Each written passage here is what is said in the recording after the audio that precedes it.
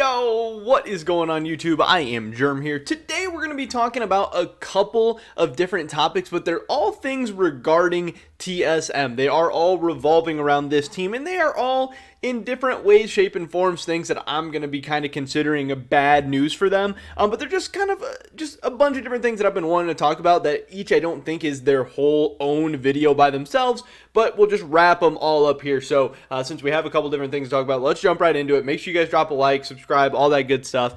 But here we go.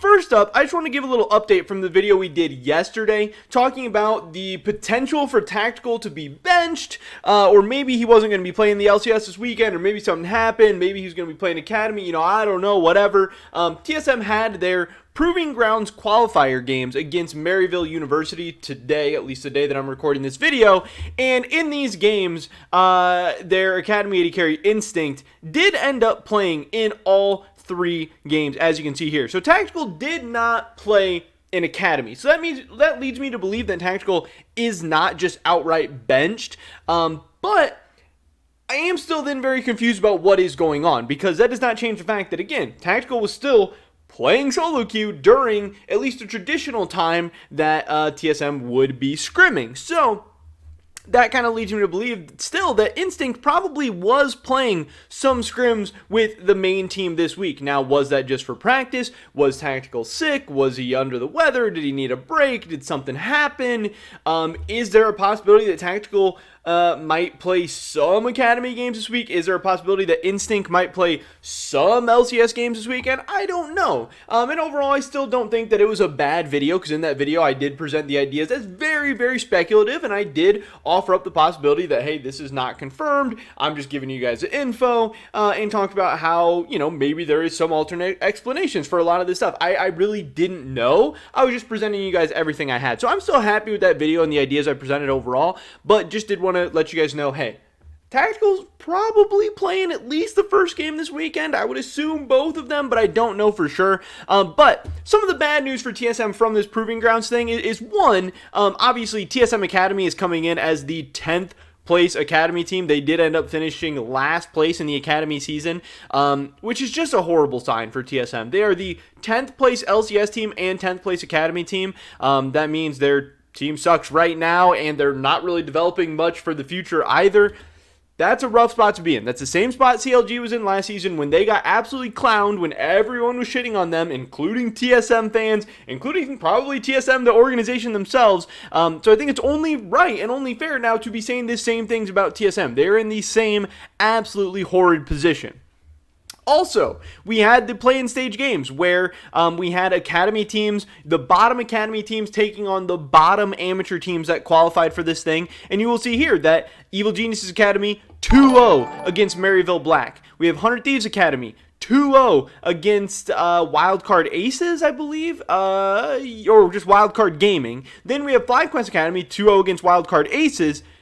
And then we have 2-1 TSM Academy against Maryville University. Now, yes, this was the worst Academy team of the four, playing against the best amateur team of the four, but TSM was the only Academy team, the only LCS, kind of sponsor team or whatever, to not 2-0 in their series, and this was a really, really close series against Maryville. You can see here it came all the way down to this game 3, and it was a 40-minute win for TSM. Now, obviously, some bright sides: Instinct going 2-0, Kaidoa went 6-1 on Corky, Kaidoa went 8-1 on LeBlanc the game before. Now, in the first game, he didn't do as hot. He was 2-5 on the Rise, Viper 0-6 on Gnar. I don't know, just kind of a lot of random stuff here for TSM. Overall, TSM just needs the spring split to end really, really fast. I can't imagine there's going to be too exciting of an end to the Academy season for this team, and I can't imagine there's going to be too exciting of an end for the LCS team to their season either. But that's just kind of the stuff that's going on with Academy right now. They did beat Maryville 2-1, but it was close, and yeah, I don't know. It's the 7th place amateur team. Then, we also had a recent interview, Spica and Travis Gafford. Spica speaks on the emotional side of TSM struggles. Definitely going to make sure to drop a like on that. I already watched the whole video and everything. And the top comment on this video, really, really interesting. Nate Bozeman says, it seems like he was holding back tears for a lot of the interview. Feels rough for him. Spica's a talented guy. He will surely find future success. And I just thought that that was very, very interesting because, yes, when I watch this interview as well, it does seem like that. It seems like, and I'm not trying to, overanalyze or cross a line or cross a boundary or anything like that, so I hope that's not how this comes across. It did seem like Spica is very, very stressed. He is very, very sad. He is very, very upset. And a lot of that makes a lot of sense. League of Legends is his career. This is his passion. This is probably, a majority of his life, if not all of his life. A lot of these pros, this is the main thing they have going for them. This is what they've been practicing years and years and years for. Now, obviously, Spica is still a young guy, and that's also a reason why he might be more susceptible to some of these stresses and pressures and emotions that go along with this. He's had very high highs and very low lows already, even in a very, very short and young career. He's been to Worlds. He's won a championship. He's now on a last place team, and that's just been an absolute roller coaster for him, especially now. There's no Bjergsen, there's no Doublelift, there's no even Parth, there's no traditional TSM figureheads around this team anymore, especially as Reggie seems to have taken a step back and just all this stuff going on. They don't have, a public, strong coaching figure or anything like that. Spica is really supposed to be the guy for TSM this year. He's the defending MVP, the face of the franchise, all this stuff. And it was just a lot of pressure, a lot of weight on him. He's supposed to be not only the best player, but the shot caller and the guy who's leading them to, all these promised lands. He's supposed to be the guy making all the content and, popping off on Twitter and all this stuff. And coming into the year, he's trash talking, telling Luger how, he can't wait to shit on him in the LCS, blah, blah, blah, blah, blah.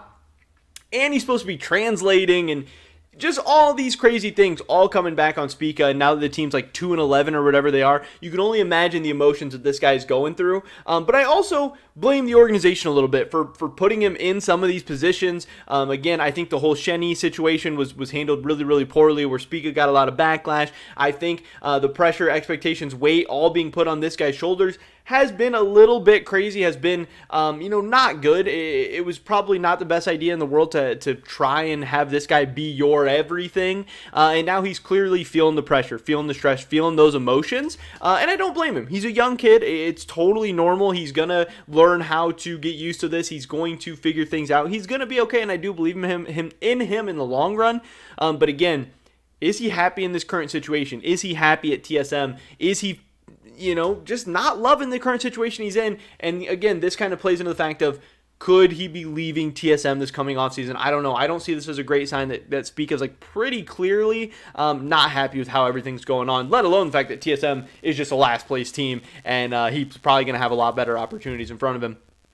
Finally, the last biggest thing that everyone is talking about right now is Champions Queue. This is very, very interesting. This was posted a day ago, so it might not be completely up to date. But the Champions Queue stats for the LCS team and the Academy team, you see here, Takeover, he has the most games played of any TSM member, but bad news there, he only has a 49% win rate. It's just, that's what a lot of people are saying. Takeover, just not that good. He's fine, he's solid, but just not that good. 178 games played, 49% win rate. Then you have Shenny, 111 games played. Awesome. That it's not amazing, especially relative to other players and teams, but it's fine. 52% win rate. Tactical, 40 games played, kind of rough. I know Tactical said in an interview with Travis Gafford that he doesn't always love playing Champions Queue because, you have to do full comms and stuff. And sometimes after a full day of scrims and VOD reviews and all that stuff going on, sometimes he just wants to chill and play some solo queue and not necessarily be doing all the comms and having the high pressure stress games and all that stuff. And that I can understand that to an extent.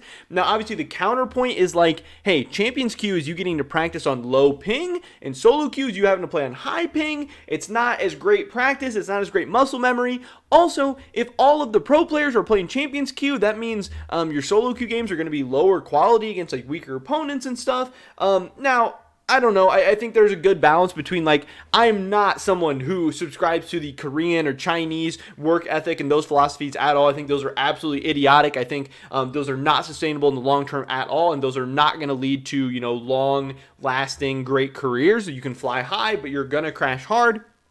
But I also think there is a balance in hey, you gotta, there is some limit of games that you need to be playing or should be playing. And man, having this Champions Queue stuff right here where it's low ping, high quality games, it's kind of rough to justify some of this stuff. But then that's not even the worst part of it. You have Spica with 13 games played. You have Huni with 8 games played. Kaiduo with 10 games played. And now I know Kaiduo, everyone's going to say, hey, Kaiduo's been grinding solo queue. He had like the goal of reaching #1 in North America or whatever.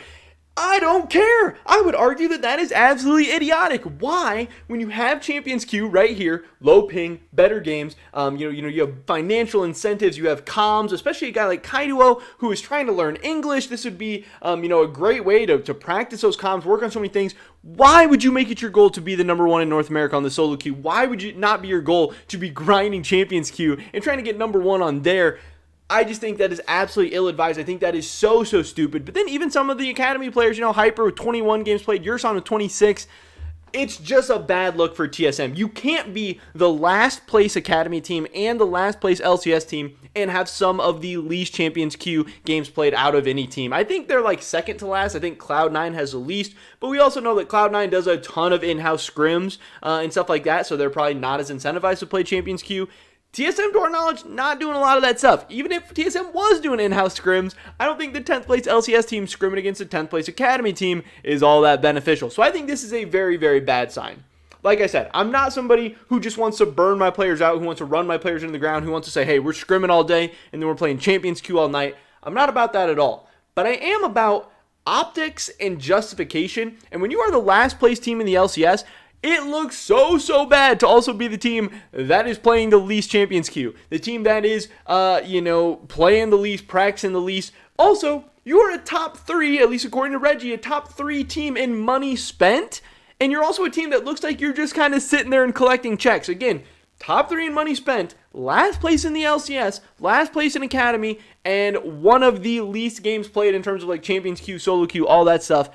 Not a very good look. This is very, very bad news for TSM. And it's just funny because thinking back to last year when Bjergsen was the coach of TSM, one of his issues with this team, obviously it's only a couple of the same players, but one of his issues with this team was the fact that they didn't play solo queue. They didn't practice. He didn't feel like they took things seriously, it sounded like. Bjergsen had the quote of like, I play more solo queue than some of my fucking players or something like that. He was pissed. He was not happy. And it seems like a lot of those same issues are carrying over to TSM once again. When you start putting all this stuff together, it's not really crazy to understand or to see how or why TSM is in the position they're in this season. And man, it's just not a good look. It's just bad news. But that's pretty much it for this video today, guys. Definitely drop a like if you did enjoy it. I would appreciate that so much. Leave a comment down below letting me know what you think about anything we talked about in this video today, what you think about TSM in general. I'd love to hear your guys' thoughts and opinions. Subscribe, stay up to date on all my latest content. Hope to catch you guys in the next one. But until then.